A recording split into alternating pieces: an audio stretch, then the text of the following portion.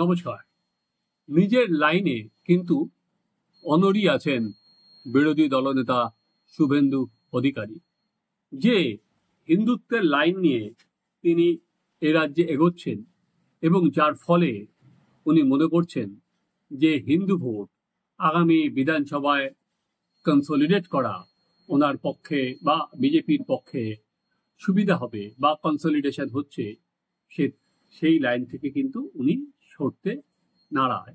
এর আগে আমরা দেখেছি যে শ্রমিক ভট্টাচার্য যেদিন সভাপতি নির্বাচিত হলেন, তিনি সেদিন বিজেপি যে মুসলিমদের বিরুদ্ধে নয় সে কথাটা তিনি মঞ্চ থেকে বলেছিলেন এবং মুসলিমদের হাতে ইটের বদলে উনি বই তুলে দিতে চেয়েছিলেন।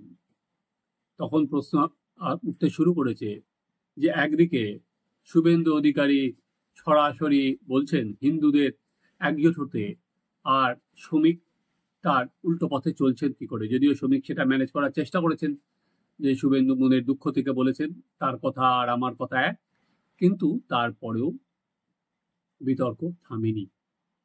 এরপর শুভেন্দু সরাসরি বলে দিয়েছেন, যখন এখানে অমর আব্দুল্লাহ এলেন, মুখ্যমন্ত্রী মমতা বন্দ্যোপাধ্যায়ের সঙ্গে দেখা করলেন, তারপর উনি সবাইকে কাশ্মীর যাওয়ার আমন্ত্রণ জানিয়ে গেছেন।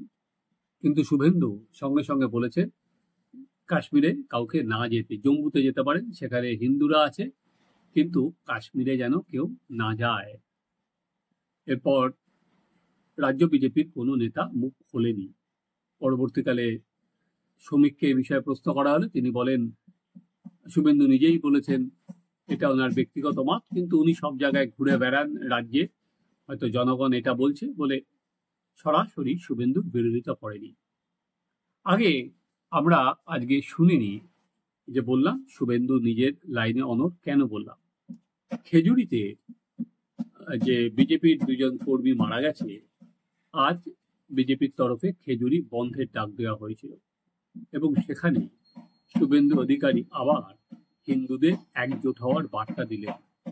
তিনি আবার যে হিন্দুরা আর মার খাবে না, সেখানে তিনি আবার সেই কথাটা আজকে পরিষ্কারভাবে বলে দিলেন। হিন্দুরা মার খেলে তার যে পাল্টা দেয়া হবে সে কথাও তিনি বুঝিয়ে দিয়েছেন।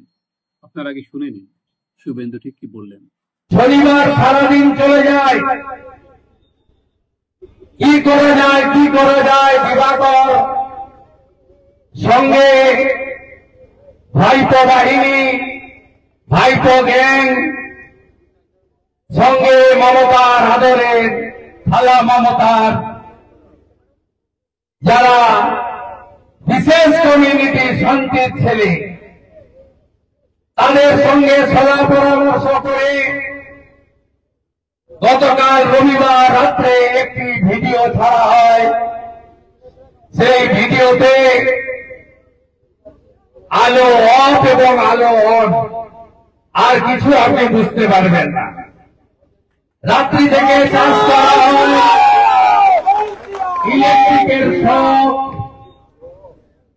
ইলেকট্রিকের শক লেগেছে এবং আরো গুরুতর অভিযোগ, গতকাল পোস্টমর্টম যিনি করেছেন ডাক্তার, তার সঙ্গে এই তৃণমূলী পুলিশ মমতার চটি চাটতে চাটতে যার জিভ মোটা হয়ে গেছে,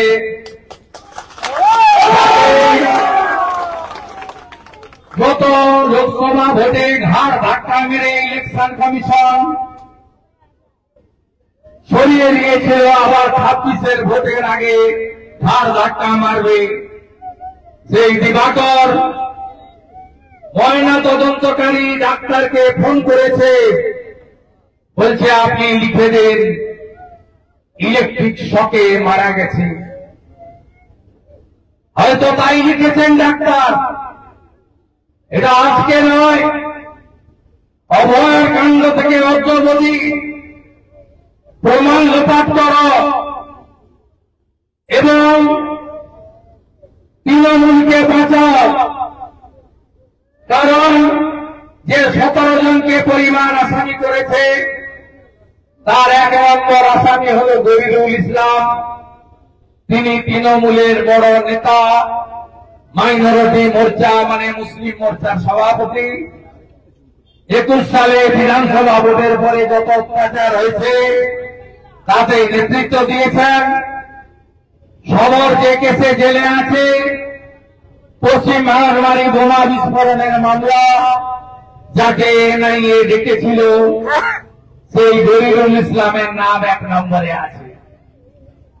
আচ্ছা, যদি ইলেকট্রিক শকে মারা গিয়ে থাকে, তাহলে মহরমের কমিটির তৃণমূলের মোল্লারা সবাই এলাকা ছেড়ে পালিয়ে গেল কেন?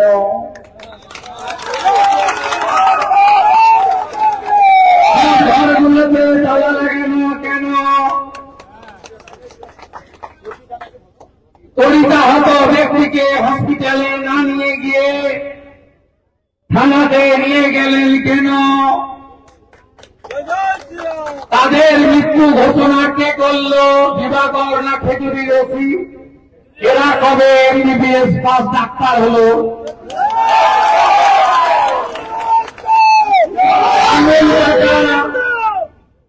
গোটা শরীরে কাটা চিহ্ন কেন? আচ্ছা, ধরে নিলাম স্পটে মারা গেছে, বাড়ির লোককে না ডেকে দেহ তুললেন কেন? এই সব প্রশ্নের অমীমাংসিত প্রশ্নের উত্তর আদায় করতে গেলে পরিবারকে নিয়ে গঙ্গার ওপারে যেতে হবে। আপনাদের বিরোধী দলনেতা এসব বিষয়ে এক্সপার্ট। কি করে ইয়াদের জব্দ করিতে হয় সেই বুদ্ধি ভাষা আমার জানা আছে। সেই বুদ্ধি ভাষা পরিবারকে নিয়ে লড়াই করব, বিচার পাইয়ে দেব। আপনারা প্রত্যেকটা গ্রামে হিন্দুদের ঐক্যবদ্ধ করুন। আজকে সুজিত বা সুধীর বাবুর উপর হয়েছে, আগামীকাল তৃণমূলের হিন্দু, সিপিএম এর হিন্দুর উপরেও হবে। তাই সাধু সাবধান। আপনারা হরগোবিন্দ দাস, চন্দন দাসকে খুন করেছেন পশু কাটার ছুরি দিয়ে। ওখানে হিন্দুদের সংখ্যা 16%, খেচুরিতে হিন্দুদের সংখ্যা 85%। আমাদের হবে না। আজকে যেভাবে কাঁচা বাসের লাঠিতে জয় শ্রীরামের ঝান্ডা লাগিয়েছেন, এই লাঠি আরো তৈরি করতে হবে, আরো তেল মাখাতে হবে লাঠিতে, এবং গ্রামে গ্রামে শঙ্খবাদন এবং গ্রামে গ্রামে আরো বেশি করে ঐক্যবদ্ধ হতে হবে। সবাই আপনারা শুনলেন, শুভেন্দু কিন্তু হিন্দু ঐক্যের উপরই জোর দিচ্ছেন।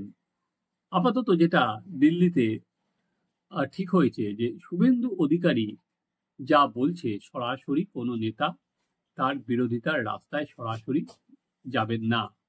অর্থাৎ শুভেন্দুর লাইনকে খারিজ করছে না কেন্দ্র। একদিকে শ্রমিক, তারা যেমন তাদের মতো করে সবাইকে নিয়ে চলার একটা কথা বলবেন, সবকা সাথ, সবকা বিকাশ, সবকা বিশ্বাস, তেমনি শুভেন্দু তার এই যে হিন্দুত্বের লাইন, সেটা নিয়েও চলবে। শ্রমিকদের কথা যদি আজকে যারা লিবারাল আছে তাদের মধ্যে প্রভাব ফেলে, যারা শহরে থাকেন, শহরতলিতে থাকেন, তেমনি শুভেন্দু যেসব এলাকায়, বিশেষ করে গ্রামীণ এলাকায়, তার এই হিন্দুত্বের বার্তা হয়তো কেন্দ্রীয় বিজেপি দেখছে, সেখানে প্রভাব ফেলতে পারে। বিশেষ করে যে সমস্ত সীমান্ত সংলগ্ন এলাকা এবং যেখানে মানুষজন চোখের সামনে দেখতে পেয়েছে কিভাবে এলাকার ডেমোগ্রাফি সম্পূর্ণভাবে পাল্টে গেছে, সেখানকার মানুষজন জানেন কিভাবে হিন্দু জনসংখ্যা সেখানে দিনকে দিন কমিয়ে এসছে। যেমন কাশ্মীর প্রসঙ্গে আমরা প্রথম থেকে বিজেপি যখন কাশ্মীরে পহেলগাঁওতে অ্যাটাক হয়েছিল এবং তারপর একইভাবে ধর্ম পরিচয় দেখে মুর্শিদাবাদের ধুলিয়ান শামসেরগঞ্জে যে দাঙ্গা হয় এবং চন্দন দাস এবং হরগোবিন্দ দাসকে এই ধর্ম পরিচয় দেখেই খুন করা হয়, তখন কিন্তু বিজেপি কাশ্মীরের ঘটনার সঙ্গে মুর্শিদাবাদের ঘটনাকে মিলিয়েই দেখছিল।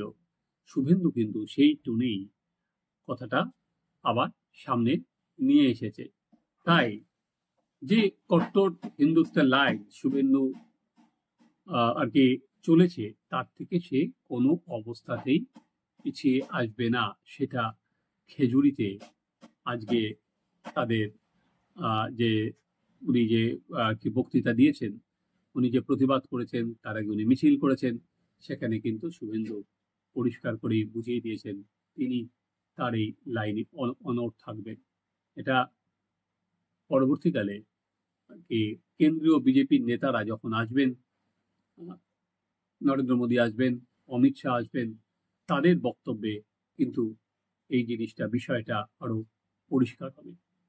আপনারা দেখতে থাকুন আমাদের চ্যানেল সাবস্ক্রাইব করুন, আপনাদের মতামত জানান।